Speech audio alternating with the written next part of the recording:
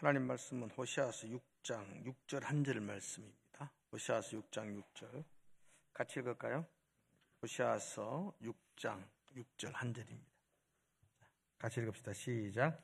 나는 인내를 원하고 제사를 원해야지 번제보다 하나님을 아는 것을 원하노라. 아멘. 오늘은 설교하는 게 아니고 어성경에 읽어진 애가 이제 구약 신약하고 또 이제 한 파스 더 세 번째로 구약을 마쳤어요. 그렇게 흐지부지 마치는 게 좀 아쉬워서 하신 분들 수료 예배를 하자 이렇게 마음을 먹었어요. 거창한 건 아니고 그냥 수료 예배를 한다. 그래서 그동안 1년하고도 반년 어성경이 읽어진에 강사로 수고하신 이현숙 선생님이 하면서 느꼈던 점이 뭔지, 어성경 읽어지가 왜 좋은지 그런 이야기 좀 나누고, 그리고 또 우리 수료하는 분들 중에도 수료했던 소감들도 같이 나누는 그런 시간 가지려고 합니다. 이 시간에 우리 이현숙 선생님, 남편 잘 만나 출세한 박수로.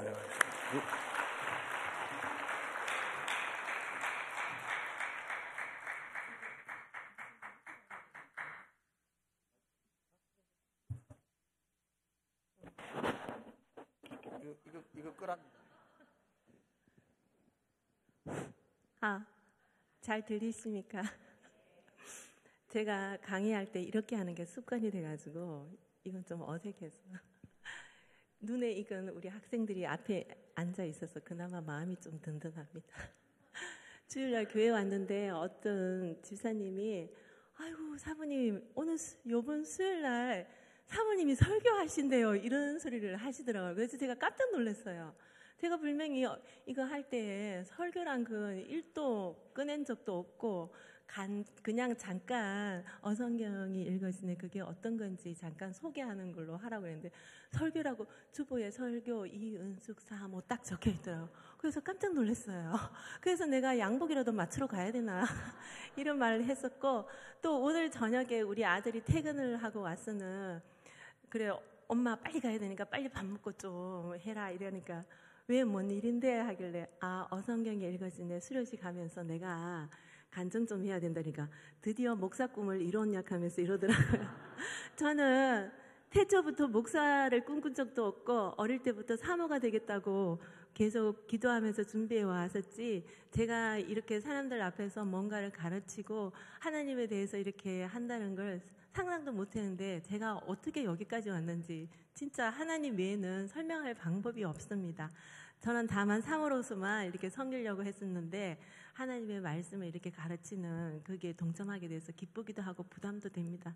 매주마다 정말 부담스럽습니다. 제가 공부했는 게 기억 안 나서 갱년기 여성들은 다 알잖아요. 이 머리에는 생각나는데 입으로 바로바로 안 나와가지고 굉장히 힘들어하는 그런 사정들을 갱년기 분들은 아실 텐데 제가 지금 갱년기 가정을 걸어가고 있고 기억력에도 많은 이렇게 문제가 있다는 걸 알고 나서 이걸 한다는 게 굉장히 두려웠습니다. 제가 어성경이 읽어지네 이게 전문 강사로 이렇게 교육을 받은 거는 류성호 목사님이라고 우리 교회에 강의 오신 목사님이 계셨는데 그분이 자꾸 하라고 그러더라고요. 그래서 저는 절대로 안 한다고 그래 우리 목사님이 확 미는 바람에 그렇게 시작을 하게 됐습니다.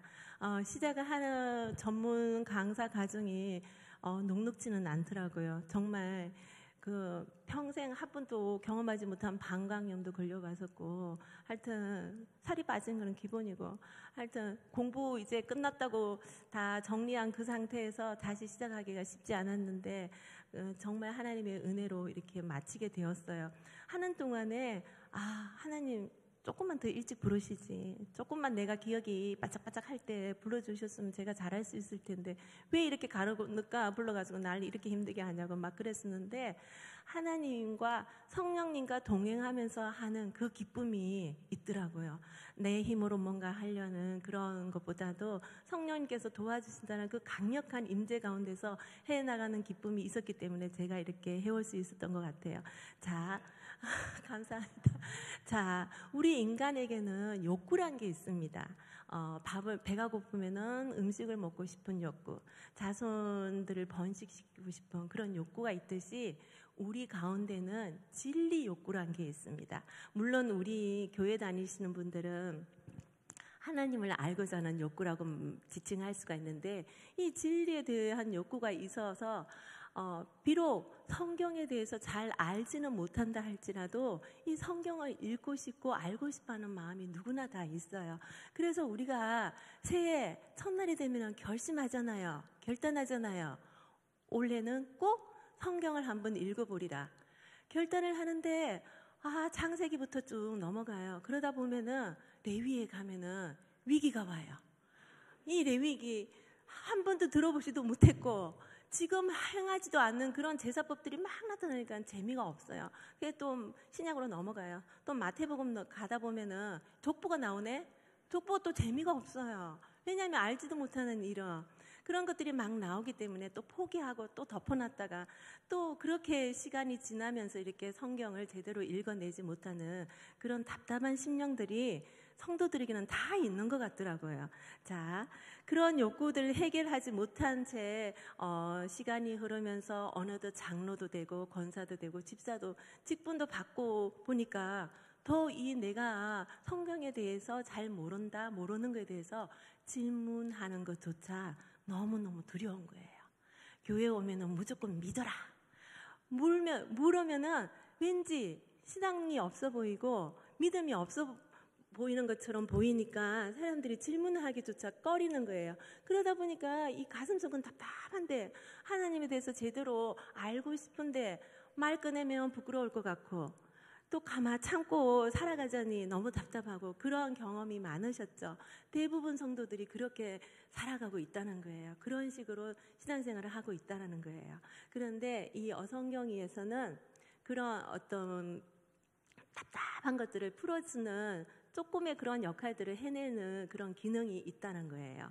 자, 우리가 왜 그러면은 하나님에 대해서 알고 싶기도 하고 궁금하기도 한데 왜 이렇게 성경이 어려운가? 그걸 잠깐 이렇게 나눠볼 텐데요. 성경은 굉장히 형식이 다양해요.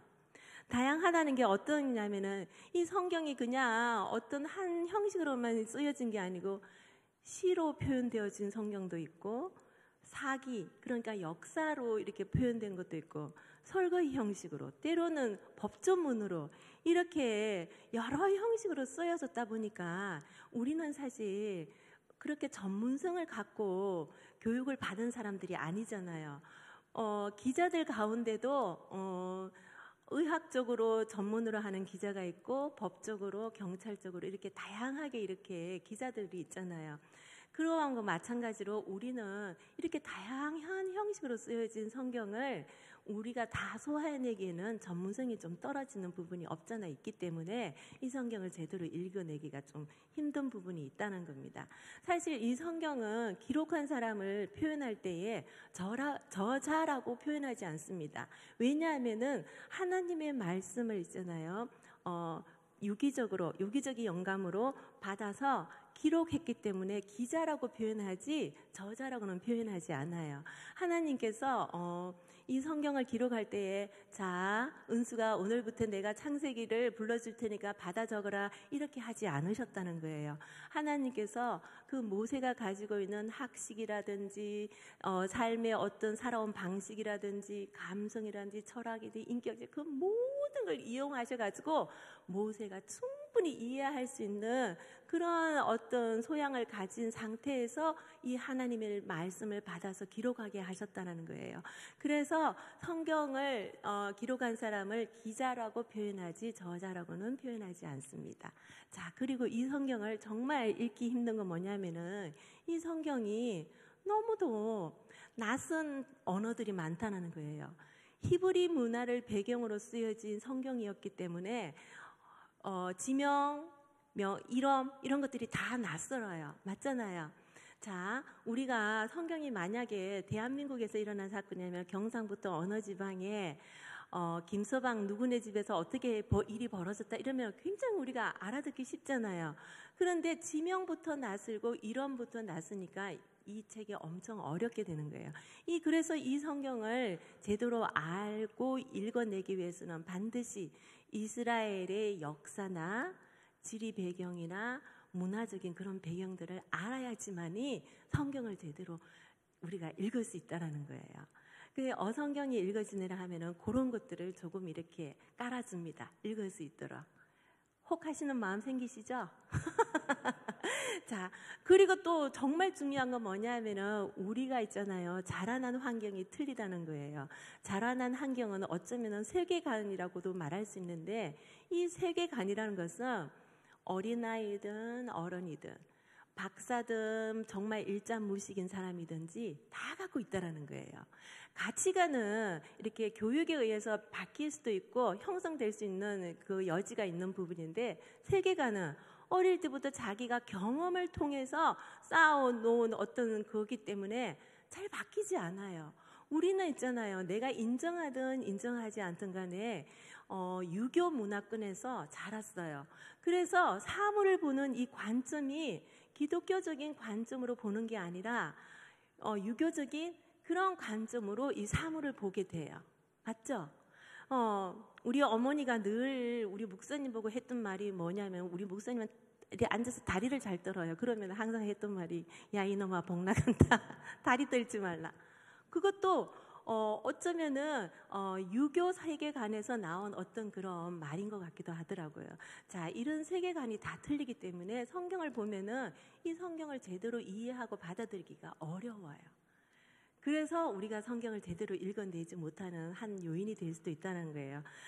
그 다음에는 뭐냐면은 우리는 이미 하나님의 말씀을 배우고 알기 전에 학교 교육이라는 걸 먼저 받았던 거예요. 학교 교육, 특히나 진리라고 생각하는 과학 분야 가운데서 진화론이라는 걸 배웠고 빅뱅이라는 걸 배웠다는 거예요. 그런 걸 배운 이미 있잖아요. 선지식이 구축된 가운데서 하나님의 말씀이 정말 하나님이 이 세상을 말씀으로 천지를 창조하셨다는 그것조차도 처음에서 교회 나오신 분들은 믿을 수가 없는 그런 부분일 수 있거든요. 그래서 이 많은 학교 교육이 하나님의 말씀을 하나님의 말씀으로 받아들이지 못하게 하는 그런 방해 요인이 될 수 있다는 거예요. 또 그리고 뭐냐면은 시대의 변화가 있어요. 시대 변화란 게 뭐냐면은 요즘 세상에 사실 성경 보는 것보다 유튜브 보는 게 훨씬 재밌죠? 맞죠? 아닌 척 하지 마세요. 훨씬 더 우리 주변에 재미난 것들이 너무나 많다는 거예요. 특별히 이게 시대적 사조라고 그러는데 포스트 모더니즘이라고 이건 뭐냐면은 이 세상에는 절대 진리가 없다라는 추구하는 이게 정신 사조란 말이에요. 그런 것들이 이렇게 하나님이 정말 유일한 신이라는 그런 것들을 받아들이게 많은 방해 요소가 되기도 해요. 또 하나는 종교다원주의란 게 있어요. 종교다원주의란 게 뭐냐면은 진리로 도달하는 길에 수많은 길들이 있으니까 굳이 한 길로 가지 않아도 된다는 그런 어떤 그걸 주장하는 그런 사상이란 말이에요. 이런 많은 요소들이 우리가 하나님의 말씀을 제대로 읽어내고 제대로 믿는 데에 많은 방해 요소들이 있다라는 거예요. 자, 이런 방해 요소들에도 불구하고 우리는 끊임없이 하나님의 말씀을 읽어내야 한다는 부담감이 우리 안에는 알게 모르게 있어요. 자, 우리가 있잖아요. 불신앙적인 의심이란 것과 진지한 의문에는 반드시 차이가 있다는 걸 우리가 알아야 돼요. 우리가 교회에 와서 신앙생활을 한다면은 무엇이든지 궁금해하면 안 된다는 그런 생각부터 버려야 돼요. 우리는 뭐든지 궁금해해야 돼요. 하나님의 말씀에 대해서. 그래서 이 궁금한 진지한 의문과 불신앙에서 일어나는 의심은 반드시 구분해서 우리가 하나님에 대해서 궁금해하는 것은 아주 지극히 정상이라는 걸 우리가 그런 사고부터 가지고 성경을 접근해야 된다는 거예요. 우리 그런 접근 방법이 이렇게 용이하지 않다면은 우리는 영원히 하나님에 대해서 궁금하지만 입을 다물고 사는 그런 벙어리 냉가슴 앓는 것처럼 그렇게밖에 신앙생활을 할 수 없다라는 거예요. 자, 히브리인들에게는 공부하는 것이 곧 예배다 하는 사상이 있어요. 그래서 어린아이 4살 때부터 12살까지 모세오경을 외우게 합니다. 그 아이들은 히브리인들은 뭐 물리학이라든지 철학이라든지 이런 것들을 공부하는 게 왜 공부하냐면은 출세하기 위해서 공부하는 게 아니고 하나님을 제대로 알아가기 위해서 그런 공부들을 한다 하더라고요. 근데 우리는 안 그렇잖아요. 그죠? 그러니까 그들하고 우리하고는 많은 차이가 있는데 늘 공부하는 자세로 하나님의 말씀을 우리가 접해야 된다는 그런 생각으로 우리가 살았으면 좋겠습니다. 자, 그리고 또 뭐냐 하면은 우리는 전부 다 하나님을 만날 때에 개인적인 체험이 있어요. 맞잖아요. 어떤 분은 큰 사고를 당해서 하나님을 만난 그런 경험이 있는 사람이 있는가 하면은 어떤 분은 자녀의 어떤 고난을 통해서 하나님을 찾거나 이런 어떤 세상 속에서 이렇게 환난과 고통을 통해서 하나님을 경험한 사람들이 많단 말이에요. 자, 우리가 이거 개인적으로 하나님을 체험했다. 이거는 나의 개인적인 사건은 될 수 있지만은 공적으로 인정을 할 수는 없어요. 공적으로 인정할 수 있는 것은 오직 성경밖에 없습니다. 성경에 비춰봤을 때 내가 체험했던 그 하나님이 바른가 바르지 않는가 그것을 이렇게 점검할 뿐이지 나의 개인적인 체험이 공적으로 그렇게 하나님을 다 표현할 수는 없다라는 거예요. 그래서 우리가 성경을 알아야 된다는 거예요. 그래서 이 성경 말씀에는 사실 우리가 매주마다 선포되는 그 한 번의 설교 말씀으로 인해서 우리가 이 성경을 제대로 다 알기는 힘들어요. 조각조각 이렇게 여러 군데 있는 말씀을 이렇게 선포하시기 때문에 이렇게 이렇게 줄로 이렇게 깨워내는 그런 작업들이 없으면은 이 성경을 제대로 읽어내기가 쉽지는 않거든요. 그런데 어성경에 들어오시면은 그런 작업들을 해준다는 거예요. 창세기부터 말라기까지 한 줄로 쫙 끼워가지고 이 성경이 왜 어느 부분에서 이렇게 쓰여졌는가를 이렇게 다 알 수 있도록 그 길을 만들어주는 그런 작업들을 해준다는 겁니다. 자, 성경을 사실 읽어가다 보면은 우리가 글자로만 읽혀지면은 사실 우리 인생에 그닥 이렇게 도움을 이렇게 큰 힘이 되어지지는 않는 것 같더라고요. 그 로고스의 말씀이 각 개인에게 레마로 다가올 때만이 그 말씀이 힘이 있고 능력이 되어지는 것 같더라고요. 저는 사실 사모가 되고 나서부터 어떤 고민이 있었냐면은 아무도 내가 사모가 된다고 했을 때 사모는 이렇게 해라 저렇게 해라 가르쳐준 사람이 없었어요. 딱 한마디 들은 거 기억나요. 모든 성도들을 시댁 식구라고 생각하면 된다 이러더라고요. 그 말도 제 가슴속에 다가오지 않았던 게 우리 시댁 식구들은 너무 친밀하게 잘 지내니까 시어머니도 시어머님 같지 않고 그냥 엄마 같은 그런 입장이었으니까 별로 와닿지가 않았어요.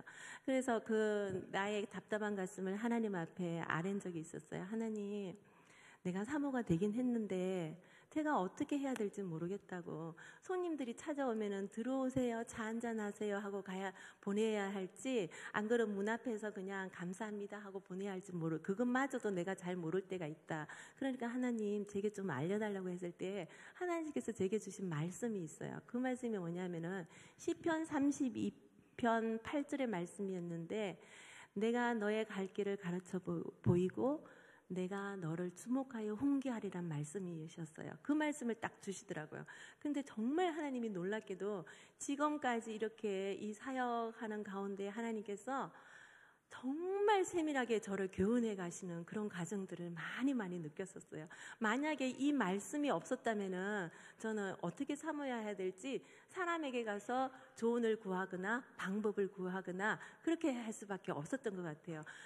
이 말씀을 주신 이후로부터 늘 하나님한테 묻는 게 습관이 되고 하나님하고 의논해서 답을 듣고 그렇게 지금까지 이렇게 살아온 것 같더라고요.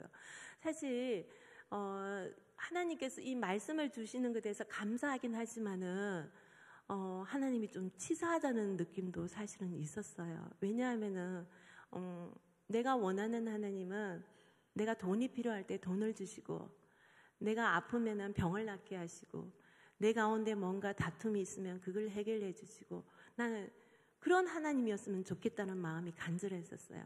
그래서 하나님을 참 치사하신 하나님이다, 이런 느낌이 있었어요. 왜냐하면은 말씀 한마디 뚝 던져주고는 이거 먹고 살아라 이렇게 하시는 것 같아서 많이 섭섭해하고 참 이렇게 속상했단 말이에요. 근데 어느 날 성가대에서 찬양을 하는데 그 가사가 뭐였냐면은, 하나님 참 감사해요. 내게 힘들고 어려울 때마다 그 말씀을 나에게 먹여주셔서 너무 감사하다고. 그 찬양이 제 가슴속에 꽂혔는데, 그 이후로부터는 치사한 하나님이 아니라 정말 전능하신 하나님으로 제게 다가오더라고요. 그래서 어떤 상황과 형편이든지 하나님한테 감사하게 되었고, 말씀을 통해서 나를 일으켜 세우셨던 그 하나님을 발견하면서 여기까지 달려올 수 있었던 것 같더라고요. 자, 지금 마무리를 해야 될 시간인데, 마지막 때가 되면은 사람들이 어떤 현상이 일어나냐면은 자기가 듣고 싶어 하는 말만 찾아서 쫓아다닌다 하더라고요. 성경에 나와 있더라고.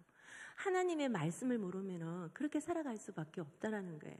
자기가 듣고 싶은 말만 쫓아다니다 보니까 정말 알아야 될 하나님의 말씀을 모르고 하나님과는 상관없는 삶을 살아갈 수밖에 없는 그러한 결과치로 나타날 수밖에 없다라는 거예요.